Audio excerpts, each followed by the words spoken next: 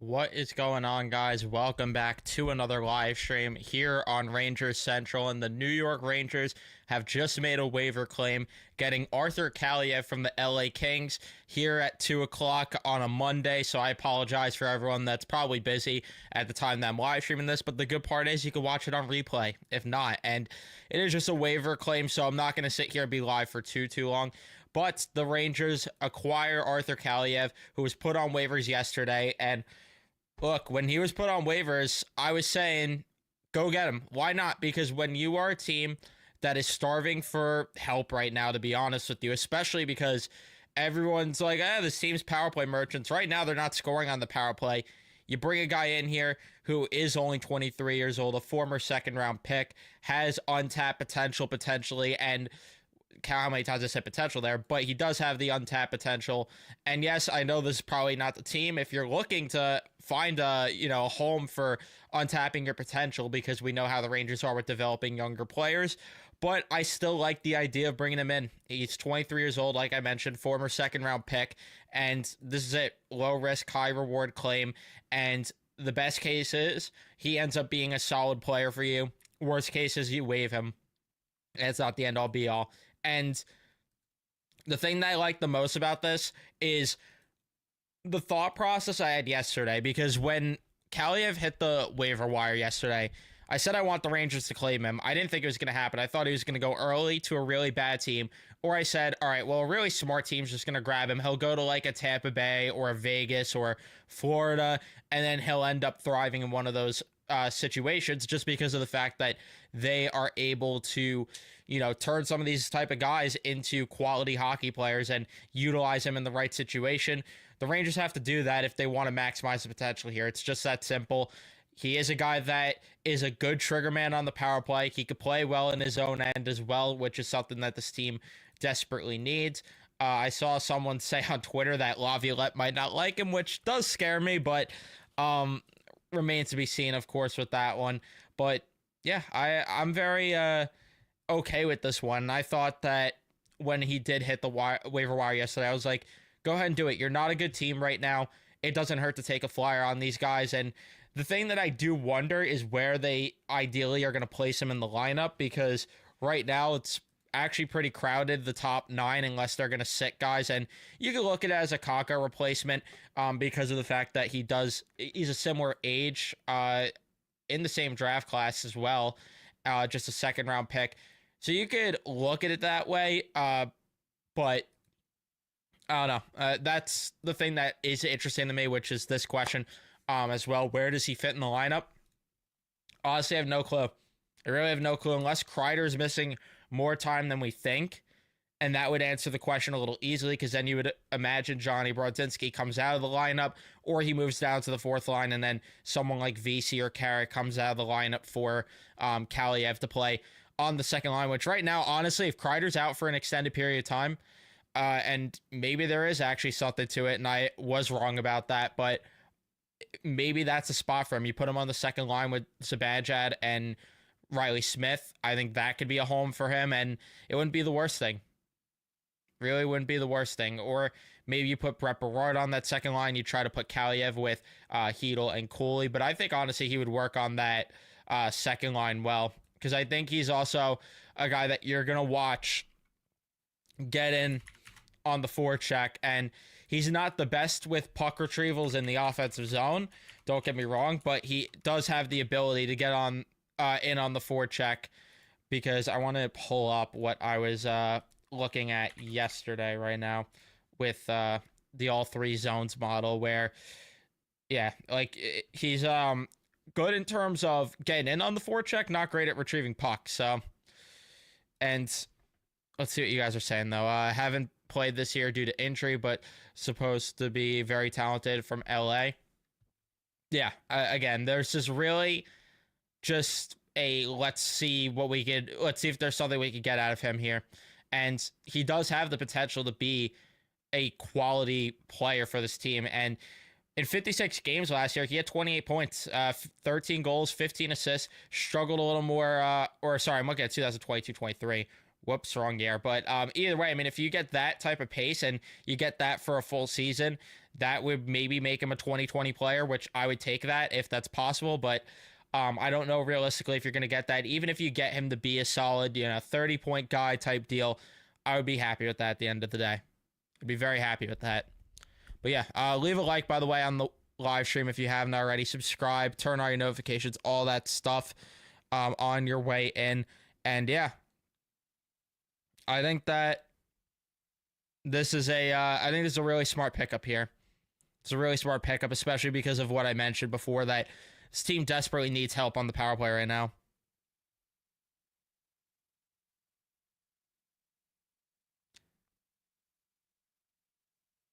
So I'm personally happy about it, but we're going to get the thoughts of a guest that will be joining, as we have Filk from Big Apple Hockey joining in. What's going on? My bad. I didn't even see that you sent the link. I didn't get a notification for it. I was actually checking, and then I saw it was there. So my fault about that. I would have been on a little earlier had I had seen it. But yeah, this is a nice little move. I got people asking me whether or not this means like someone's going out. What's going on, everybody in chat? Saying hi, thank you, appreciate the nice round of greetings here. But yeah, I like this move. It's no cost, no risk, high reward, possibly. I would say medium reward, but possibly very high reward if this guy finally figures it out here. I think the one thing that's kind of been holding him back is his defensive play. I know LA has been really kind of a structured team over the last few years, with their coaching changes and everything, and they pay a lot of attention to defense, especially when you have a two-time Selke winner and Ajay Kopitar on that team, who's really the leader, guy who still runs the ship there. He demands good play defensively from the players on the team, and you can see when you play against them. They're a tough team to play against. They're tough defensively. They're tough on the puck. They're tough off the puck. I just think Kaliyev never fit in there. I don't think that's ever going to be his game. You can't force a square peg into a round hole. David Quinn tried to do that with Capo Caco. Look how that worked out. I mean, Capo Caco has gotten to be a better defensive player, but at what cost? Like, you basically stunted his development to the point where we don't ever know if he's ever going to be a viable top six option. Maybe he becomes that in Seattle, but to get away from Caco, the point really is you can't do that to players. I've talked about this in the past, saying that sometimes you got to let them to develop, like kind of like how Yzerman and Modano did. They were offense first players that were looked at as guys that were never going to win because they weren't good enough defensively. They didn't play that hard nosed in the corner type hockey that you need to play to win. Sometimes that comes later in a career, and for Arthur Kaliyev, he just wants to start where he can kind of establish himself. And then maybe once he gets established, you can try to turn him into that type of player. So I really do think that this is one of those moves that could turn out to be sneaky good for this team. I don't know if Kaliyev's going to be a 40 goal scorer or anything like that. I wouldn't hold your breath there. But if he's a 25 to 30 goal guy that fits somewhere in your top 9 or 6, I mean, this is a good move on Drury's part then. Yeah, I said before you joined on that I think you could get him to be at minimum a 2020 guy here. And if you're getting that type of production, then you take it, especially because this team is starving for a trigger man right now on the power play, especially because it just looks bad right now. And I also was bringing up before that right now I think he would slot in the top 9 because Kreider maybe is more injured than we think, and maybe he's going to miss more time, which that would open up a spot to play with Zibanejad and Smith right now. But yeah, I'm very happy about this one as well. And to your point with the whole thing of you develop the defensive game later on, I mean, you're seeing it right now with guys like, you saw it with Jack Hughes right now. I mean, Jack Hughes is starting to be better defensively this year. Austin Matthews is a guy that was not great defensively for most of his career. And, really the past season and a half or so, he's been better. So, yeah, I agree at that point entirely. Yeah, I just think it's too much to ask of a player to come up right away. Like, I know everybody's going to point and look and say, "Oh, well, Macklin Celebrini, look at what he's doing in San Jose." Macklin Celebrini, I'm pretty sure you remember this because we talked about it a lot before he was drafted. I said that he was one of the most well-rounded prospects I've ever seen in my 25 or so years of paying attention to prospects, junior hockey, college hockey, and so on. So I love what he's doing, but you can't hold everybody to that standard. It's stupid. Like expecting someone to be that great defensively at that young of an age, it's kind of like setting not only yourself up for failure, but the player up for failure as well.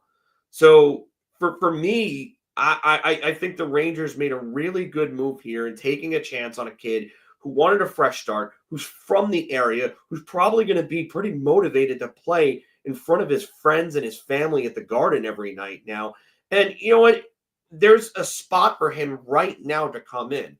And I know, you brought up the whole Kreider injury. I know everybody's saying, who's going? Where does he fit right now? I mean, I'm not worried about anybody getting traded out right now at this very moment. I No. really don't. I think if we have to point to something other than it being the Rangers want to take a chance on a young kid and get a young asset for nothing type deal, I would say it's probably Kreider. That would be my first guess. I mean, you could send Brodzinski back down, but I honestly, I don't know if I want to send Brodzinski back down right now. I really don't. I love his speed. I love the forechecking. We've complained about this team lacking a forecheck for what, 2-3 months now? I Longer mean, than that, even during the game against Washington. it was like we don't have guys that get in on that forecheck. Brodzinski's the one guy with a motor outside of maybe Berard, maybe Hedel and Cooley that gets in there and gets on the defenders and makes their life any bit uncomfortable. So keep him in the lineup for now. Yes, he's not going to score you a ton of goals. He'll give you one every now and then. Is he the greatest defensive player? No, but he at least gives the effort that some guys on that vaunted second line aren't getting right now. So yeah, I would definitely say that Brodzinski should stay with this lineup. Yeah, I like this comment from Domenico right here. The Rangers have no team structure and identity. If we want to get to where we want to go, that needs to be fixed before anything. I think you need guys like Brodzinski in the lineup to kind of give you a little bit of that identity right now. When it comes to a time where you want to upgrade on the fourth line, okay, then maybe you can shuffle him out if you find a better option. But yes, I absolutely agree with this. And I think that if you give Kaliyev a chance, you give him a fair shot, you let him come in.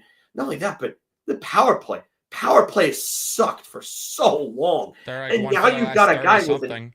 absolute piss missile of a shot. Let him get on there and see what he can do. Yeah, they're like one for their last 30 on the power play right now. It's terrible. And if you put him in the Zibanejad slot, maybe you get something there. And I agree with this. I would take VC out for Brodzinski. I would slot Brodzinski on that fourth line right now and take VC out because I'm not seeing anything from him. Yeah. So either him or I would take Carrick out of the lineup and put Brodzinski as the 4C right now. Either one. Yeah, you know what? Sam Carrick, you're right. He's overpaid. Like he's a fringe NHL player. Like if he gives you a goal, you take that and you run, obviously. But like, um, I'm with you on VC too. Like I like Jimmy. I like the fact that he's come back, and I like the fact that he's carved himself out a nice little role there. But what is he giving you? He is as vanilla of a player as it comes. Like the speed isn't great. He's not slow, but he's not a burner either. I mean, he's like slightly above average skater, I guess. He has above average size, but he doesn't use it well enough. He's okay defensively, and he's a decent penalty killer. Carrick was the. Oh no, I could think of a bunch of players that I would probably put before Sam Carrick. A certain guy in Hartford right now that is known for cardio is probably the inventor of bullshit in my book then. But we're not even going to bring that name up because I feel like if I do, he's going to end up in this lineup sooner than later, and I don't want that. Yeah, but I'm with VCPZ on this. You know, he's a nice 13th forward that could step in from time to time and just be okay. I think that's what Jimmy VC is at this point. Like, if he's your 13th forward, okay, you're not bad. I mean, he's not scoring the way that he did when he first came up, and I don't think his defense is good enough outside of maybe killing penalties to really justify like the fact that like, oh, we can't move this guy out of the lineup.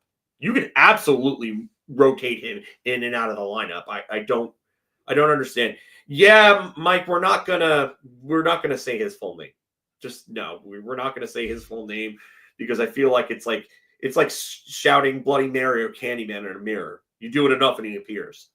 So no, thank you. But yeah, I love what Kaliyev is doing. I love what, I mean, not now, but what he's done previously, I should say. But I love the acquisition. I do think that there is a spot for him right now, and I think there could be a spot for him long term, especially if they give him the time to actually marinate here. Yeah, and put him in the right role, most importantly, because what I also said before you joined was that if he wasn't available, like if he got further down the waiver wire, I said to myself, and I said in group chats yesterday, some smart team's going to claim him. I said that Florida, Tampa, Vegas, one of those teams probably would have grabbed him. You would have seen him in the right role, and he would have flourished as a third liner there. That's what I thought was going to happen, because I didn't know if the Rangers were actually going to pick him up, honestly. I'm with you on that, especially like Florida. Florida could use a depth scoring option, and so could Vegas. I like this comment from Zephyr117. You know what? It's an interesting idea.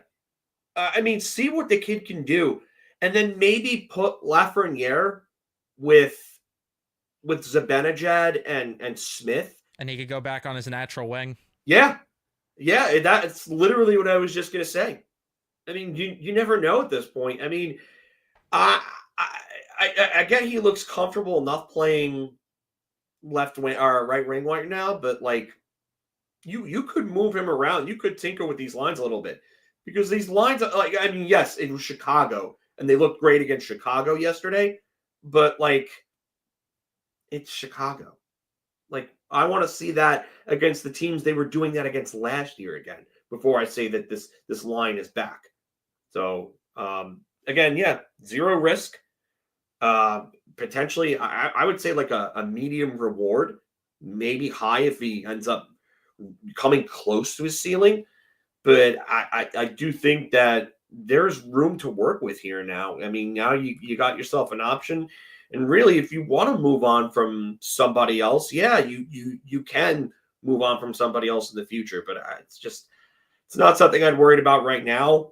The only thing I would worry about trade-wise right now is whether or not the Rangers and the Canucks can come to a deal around, I guess, Zibanejad and JT Miller. I think that's really the move that the only move I could really be seeing made right now. I think the other moves are more like deadline acquisitions. Yeah, I think that that's what also is just like why I can't get behind everyone's like, oh, well, maybe a trade's coming. I feel like right now they put themselves in a spot where, as much as I disagree with it, because I would still sell off the pending UFAs if it were up to me, because I just don't think this team has what it takes to win 16 in the playoffs. But realistically, they're going to look at it as they're 4 points behind the playoff line, and they're going to think they have a chance, and if they get in, that they could do damage. And I think that this month is going to dictate what happens come the trade deadline. I think that will change. The conversation could change within 2 weeks even, and the schedule is rough, but if they finally could overcome a tough schedule, a tough stretch of games, you're going to see a different approach than we initially thought at the deadline. But again, I don't agree with it, but that's just how they're going to look at it, which is why I can't say, well, Riley Smith is out the door soon, or they're going to move Jimmy VC sometime soon, or they're going to move any of these pending UFAs. I just can't get behind that because they put themselves in a spot by capitalizing on beating Chicago and, beating Boston with Jonathan Quick standing on his head. They put themselves in a spot now, and also other teams just urinating all over themselves. They're now in a spot where they could potentially sneak in. Yeah, I look at these next 4 games. In Dallas tomorrow night, New Jersey Thursday, Vegas Saturday night, and Colorado the next Tuesday on the 14th. And I say to myself, like, if you come out and you lose all 4 of those games, like anything that you got from those wins against Boston and Chicago, you really can't put too much stock into it anymore because you can't beat any of the true contenders. Now, these 4 teams are all true contenders. And depending on how they look in those games, that's going to be another thing. If they lose those games and they're close and they're competitive, I mean, maybe that gives the front office a different outlook on things. And they say, you know what? They're close. They're down some guys right now. They're down Kreider. They're down Shesterkin. What happens if those guys are in the lineup? Maybe they think that. Or maybe Chris Drury holds steadfast to, what he thought over the summer about these guys and just wants to deal them off. But these next 4 games are crucial. I think this is probably the most crucial point in the season because, like I said, if you come out 0-4 in those games, you're probably further down in the standings. You're probably, again, a bit closer to number 1 overall pick than you are a playoff spot, depending on what the other teams in front of you do.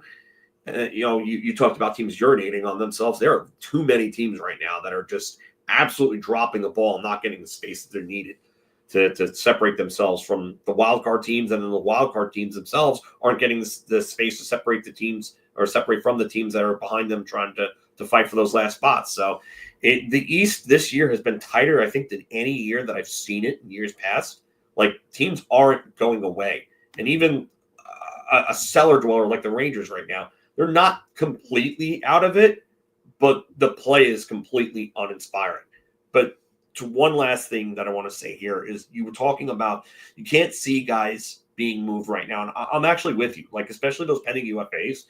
I think that Chris Drury has the ability to just sit back, fold his hands, together like this and be like, okay, come to me with an offer. And I think you'll start seeing more traction probably by February. Because, I mean, the 4 Nations tournament is, the 12th to – I forget the exact dates of it, but the Rangers don't have a game from February 8th. Weeks. That's the Columbus. And then February 22nd is their next game after that for Buffalo. So I guess it's like the 12th to the 21st or something. But, I mean, that's where I think where everything is really going to start to ramp up is when that 4 Nations tournament ends. But I don't see anything really until at least February. And Jim Rutherford's not around to make the big early bird move anymore. So I don't see anything crazy until then. Yeah, it's just hard to imagine something happening when the race is just this tight right now, because you realistically have like your top 6 teams in each division. I would include Tampa though in that mix, which is a safe pick, and then you really just have literally anyone can make that wild card spot. Like we were talking about Detroit needing to go nuclear with that roster, and now they're on a 4-game win streak and they could potentially sneak into the playoffs now. Like that's how bad things are, and they're still below 500 right now. How crazy is it that Detroit is only 3 points away from Pittsburgh? They're 1 game under 500. Pittsburgh is exactly 500 at 17-17, sorry. And then Ottawa is 1 point behind them at 19-7-2. Ottawa has 3 games in hand on Pittsburgh, but it just the bad teams like Pittsburgh, they're not a good team despite where they are. Ottawa, does anybody really believe in Ottawa? Blue Jackets. Who thought the Columbus Blue Jackets after Johnny Gaudreau would be where they are right now? What's going on, Matt? What's up? Yeah, jump in. I mean, I'm just talking about standings, but I'd love to hear your thoughts. Oh no, I just woke up and I was taking a nap, so yeah, I would have been on a little bit earlier, but it is what it is. I saw your text now. Yeah. No, I mean, I just saw this. I know things were kind of jumping around a little bit yesterday in terms of on Twitter, going around like with like Kaliyev and stuff because obviously he got placed on waiver yesterday. Yeah, I guess I'm indifferent to it. Like, I don't love it, but I guess I could see like low risk, high reward kind of thing. I don't know. I watched a bunch of Kings games last year because especially early on last year when they were dominating throughout the season. With me for Kaliev, I don't know. I don't really love his game. I haven't really seen a ton of his game at 5v5. So listen, I guess if you're gonna bring him in here and you're gonna try to find something and to try and spark him, cool, I guess. But I just don't really see a lot in his game that I like. But that's just me personally. I get it. I mean, you're right. Like the defense isn't there, and that's going to be the one big wart, and especially for a team whose forwards are already like not playing well enough defensively. I think with this, if you can just get him going offensively, I think it's something where you can reap a decent reward from. I'm maybe, I don't know, maybe they look at this as a guy that they could bring in to help, move others out. I have no idea, but I don't mind taking a flyer on a very low risk, medium to potentially high reward type player. See, my kind of thing is though, like, I don't know, like I view the Rangers and I don't see this team as a franchise that just claims these reclamation projects and fix them. I mean, this team has a hard time developing its own prospects. So the fact that I'm expected to see them claim a guy on waivers like Kaliev, who struggled with the Kings ever since he's come to the NHL and just magically fix them, like that's at least where I see it, because like I know I was talking with Evan yesterday, he mentioned like, this is a type of guy that the Panthers could claim or Vegas could claim and they could fix him, or the Lightning. And I'm like, yeah, I could see that, because the Lightning are actually a good franchise that actually knows what they're doing in terms of, developing their own guys and fixing and picking up these guys and fixing their flaws in their game. I can't say the same about the Rangers. Yeah. So like, listen, if they do it and they're able to do it, that's cool. I'll admit when I'm wrong, and I'll happy to be wrong. But also, this goes to, where's he going to play? Because if you're going to stick him on the bottom six and you're just going to let him drown, then it's like, and then also, like, if you try to put him on the first line with Meek and Kreider, right? Like, Kaliev ain't a play driver, and neither are Meek and Kreider. So you're just going to have a line where they're going to be hugging in the corner, and this guy's just going to be shooting from random places on the ice. It's like, where's that exactly the fit? I know that's not my job to figure out. That's obviously Laviolette's job and Drury's job to figure out. I don't know. Like I said, for me, I have a hard time seeing the fit, but I guess we'll find out. We were talking about before you joined that it really depends if I think Kreider's going to miss more time than we think, because otherwise I would question it too, where he's going to play, but I'd imagine Kreider's missing some time that they did this, because you could put him on that line with Zibanejad and Smith right now and just see if it works. Someone brought up in the chat before putting Lafreniere with Zibanejad and Smith and then putting Kaliyev with Panarin and Trocheck just to see if they could get Lafreniere to, spark his own play a little bit.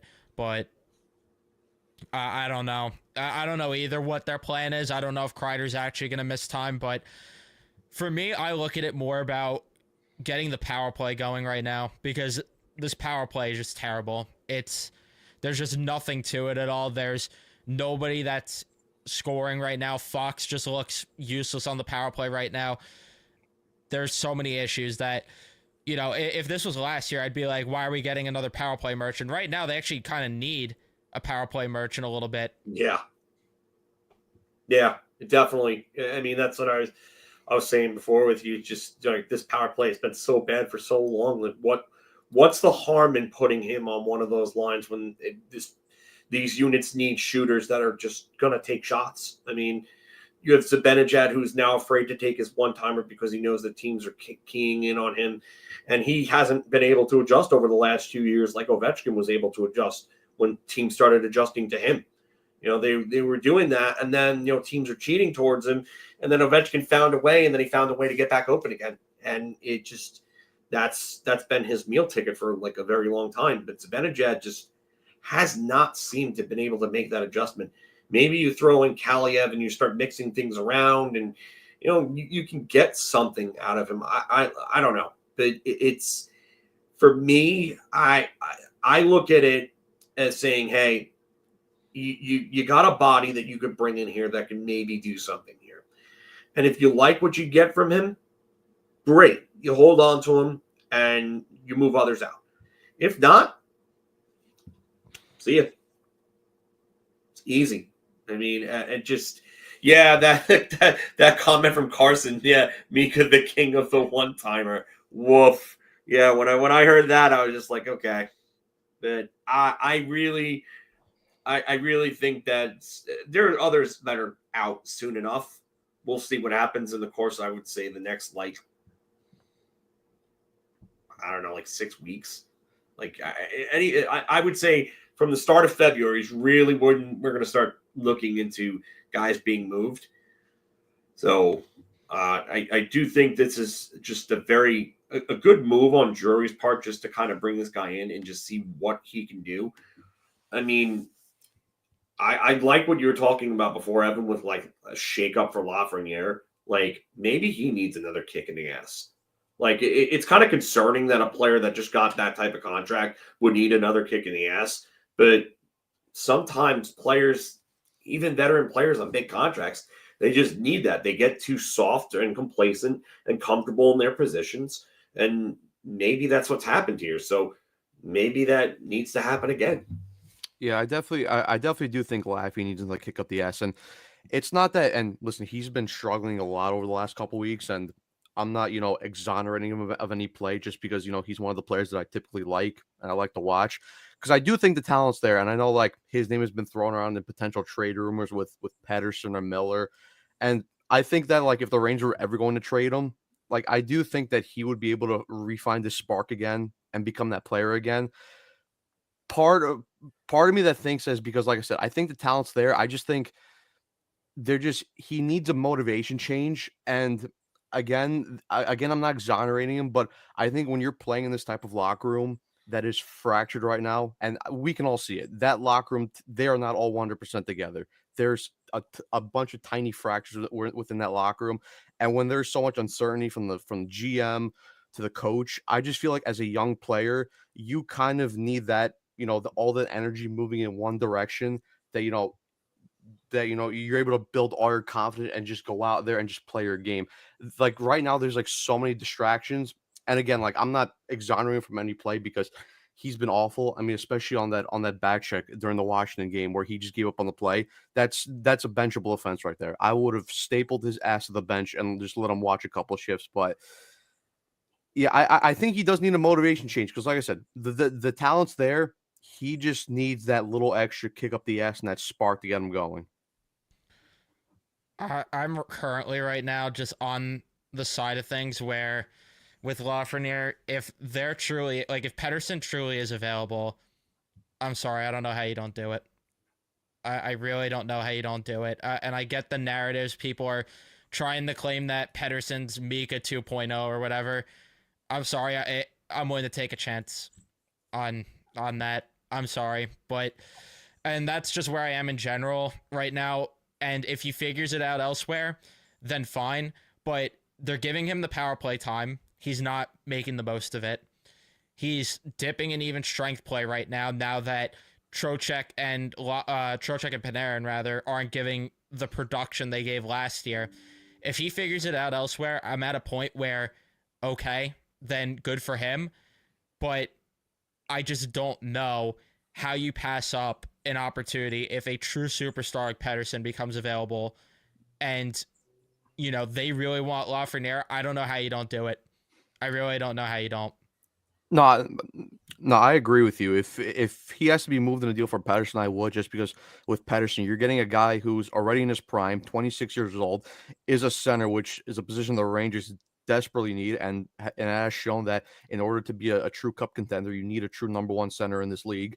But he's a guy that's, like I said, in his prime. He's capable of scoring 100 points, and if they have to move Lafreniere in that deal, yes, I would. And I think two things can be true. I think that, yes, I would move him that deal. And two, I do think that, if he's able to be moved to a place like Vancouver, where I think, especially if he goes and plays under a guy like Rick Tocchet, and Tockett's usually kind of a hard ass, so you do have to buy into a system if you want to play there. And I mean, he's shown because he's gone into scuffles with guys like Miller, Kuzmenko, so you really have to buy in. I think if Lafreniere goes there, I think it might open his eyes a little bit, just see like, okay, listen, I'm making the money, but if I really want to be a top player in this league, like I really have to buy into not only the offense side of the game, but the defensive side in his game.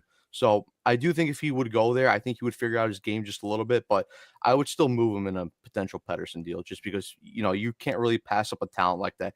And I get there's concerns with this game in the playoffs because I watched a ton of Vancouver last year in the playoffs, and Pedersen did disappear, and it was pretty concerning. But I think the upside and just the age factor, I would more look at it as just like, okay, it's a one-off. It was his first time in the playoffs. I'd be more willing to take that risk by bringing in a guy like Patterson. Before I let you jump in, Filk, I just wanted to address this, that the only reason I could disagree with this is Pedersen would get them a far greater return than JT Miller. That's the only reason I think they would maybe be inclined to move Pedersen over Miller. I like Pedersen. I wonder if he's a guy you went with. I really do. I know he had that great playoff run in the bubble. He was a point per game. I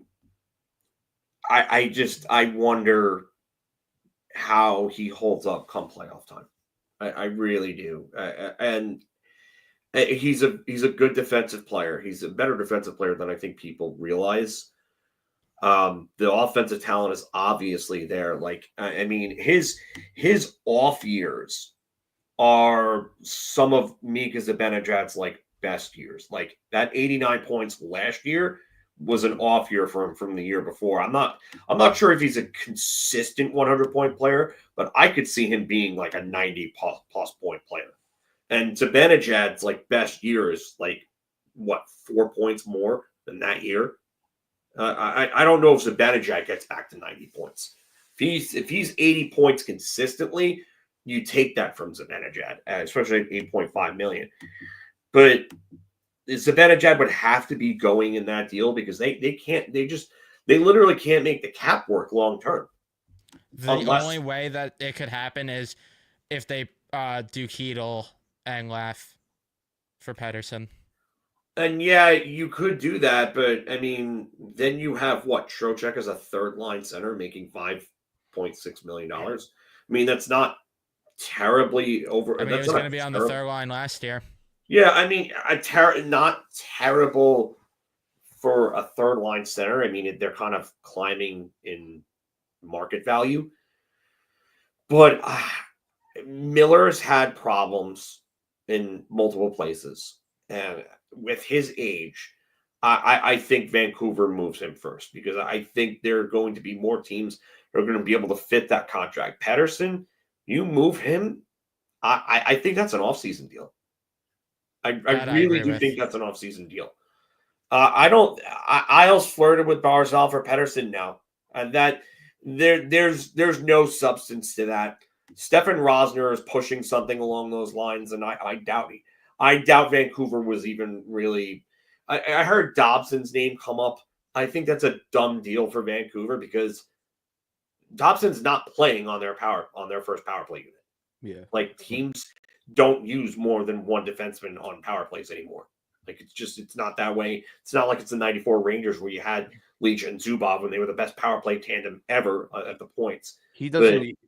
I'm sorry. He doesn't even get on their second power play unit because typically when Vancouver runs their second power play unit a lot, they run out Hronik and Hughes on the point, and Hronik has that just a devastating one-timer or slap shot from the point. So I don't even think he would replace him on there with Hronik. I think Hronik's out right now, but still, when he would come back. Yeah, I mean, you go and you get Dobson. I guess you can move Hronik. I mean, I don't know how like married they are to that idea, but I guess that if anything, I would say that you're not going to do that because he's not going to put up the points in Vancouver that he would on the island. or anywhere else where he's like the number one puck mover, number one power play guy. It just that move doesn't make sense for me. It really doesn't. That and Roenick, I think, is better in his own end than Dobson. Oh, absolutely, absolutely. Dobson's good offensively, but his defensive game has some serious warts to it and needs to be figured out. And Roenick is much better defensively in his own end, even though I don't think he's anywhere close to Norris caliber either. Oh so, no, Hronek's terrible in his own D zone too. So I wouldn't say he's terrible. I would say he's maybe like average, but Dobson for me is below average in his own end. And I've been high on Dobson for a very long time. I don't see it. Yeah, I just don't either. But I do have to wrap this up soon. But did you guys want to talk about the World Juniors game from last night before we wrap it up? Because holy shit, that was the first time this season for hockey my heart was racing. Truthfully, it's actually crazy how a World Juniors game had me more attached than any Ranger game this year. But here we were, and if Ryan Leonard scored that goal yesterday, holy shit, that arguably would have been the best World Juniors goal, especially for a winner that we've ever seen. Oh my god, holy crap, that game. He made Kiskinen look fucking terrible on that move. My god, he just danced right through him and then almost scored. I thought he was going to put it away there. Yeah, if he did, that would have been an insane way to end it. And yeah, it's annoying that he's in the division. Him and Hudson, it really fucking sucks. And then even Yzerman, Nelson, all these guys are going to be in the division. And then Team USA just has a lot of guys that are going to be on these metropolitan teams because you got Gabe and Drew, you got Nelson, Yzerman, Leonard, Hudson. I feel like I'm forgetting someone else that's in the Metro on that team, but either way, yeah, that was going back to back. First time ever back to back. Yeah, it's impressive. I can't lie. I was getting a little worried towards the end of the game because the U.S. they were all over Finland and they had a ton of high danger chances and they just couldn't put them away. Like the one that Leonard had on the side of the net towards the end of the third period. I forgot. How did he miss that? I forgot who dished him the puck. I think it might have been Yzerman. I'm not 100% sure though, but that was I got Ryan Strome PTSD from watching that because that was just like you got to put that in there. But yeah, I mean they started that game and Finland was just all over them, and pretty much towards the second half of the second period, or the first half of the second period, Finland was all over them. But something clicked with them, and right after, like towards the end of the second period, when they got those 2 late goals from Hudson and Svobodom, they just were all over Finland in the third and overtime. And I also like to see my guy Teddy Stiga also grab the OT winner. So, and it was a nice saucer dish from Zeev Boyum to get it over to him. But yeah, great for the U.S., great for USA Hockey, and yeah, back to back. I mean, shit. Let's go win the 4 nations now. Let's go claim 3 in a row next year, and then let's go take gold at the Olympics next year. It's so funny. Like as I said before, I've been following like prospects and junior hockey and everything like that for about like 25 years now. And maybe a little longer than that. Yeah, probably say about like 26 years. Like the 99 draft was really the first draft that I really, really got into and started doing a lot of research on. But I always look back to really kind of like the crux of like everything starting to really break out with USA Hockey was the 04 gold medal win. And I remember watching that because like back then, center ice, you got to have World Junior access. They aired the World Juniors on center ice. So Freebird is a great goal song. That's great. The way they cut it perfectly there was just amazing. But just that big 04 win for the U.S. was massive because Canada was stacked. I mean, Crosby was on that team. They had a team full of superstars that just basically came back in 05 the next year and won the whole thing. And for the U.S. to be able to upset Canada with guys like Zach Parise and Patrick Sullivan and so on, and Patrick Sullivan basically getting credit for the gold medal winner when freaking Braden Coburn threw or Marc-Andre Fleury threw the puck up the middle of the ice and it backed off of Braden Coburn's back and went into his own net. And Sullivan got the credit for the goal. Like the U.S. winning the gold medal kind of like really helped USA Hockey along like big time. And I don't think the impact of that, and now it's going to be 20 years ago that happened. Well, it was 20 years last year, sorry. But 20 years ago that happening, and that just changed everything. And now seeing this team win, World Junior Gold in 2013, which was great. Yeah, and that was the Jimmy Vesey, Johnny Gaudreau, JT Miller year. Seth Jones was massive for them in that tournament. And then again in 2017 they won, and then 2021, and now last year and this year, and it's just USA Hockey is here, and that's why we were talking about this on our stream last week. How USA Hockey development is really starting to close the gap on Canadian hockey development. Like the Canadians still are ahead, but it's now here as opposed to like here where it was years ago. So like you're seeing more guys go to Boston College. Hockey, I was gonna say, is really helping right now with that. Yeah. I mean, NCAA is just a massive, like you see the commercial. I'm Jake Gensel and I played college hockey. I'm Adam Fox and I played college hockey. Charlie McAvoy, I played college hockey. Like it's growing. It's growing. And I think that they're going to eventually start pumping more money into this. And I think there's going to be more of an incentive for these kids to come play. And it's just, it's great to see. But Gabe Perreault, great tournament, 10 points. Named to first team All-Star, and Drew Fortescue, what a tournament he had, man. He impressed. Yeah, he's not going to get a lot of the love that he should get for allowing Zeev Buoyam to like free roam. And I'm not saying Zeev Buoyam was bad defensively; he was actually pretty good.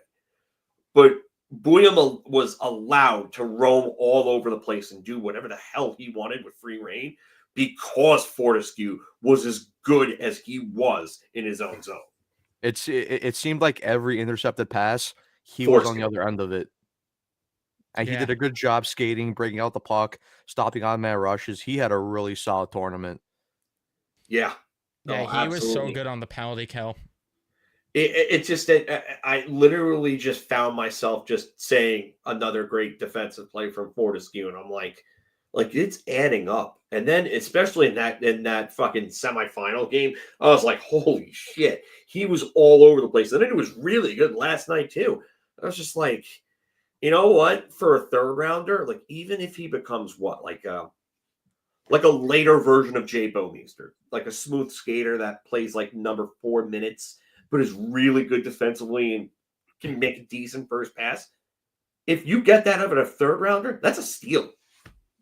Hey, we need plenty of those right now. So come aboard. Yeah, he'd probably be better than Vakanainen right now.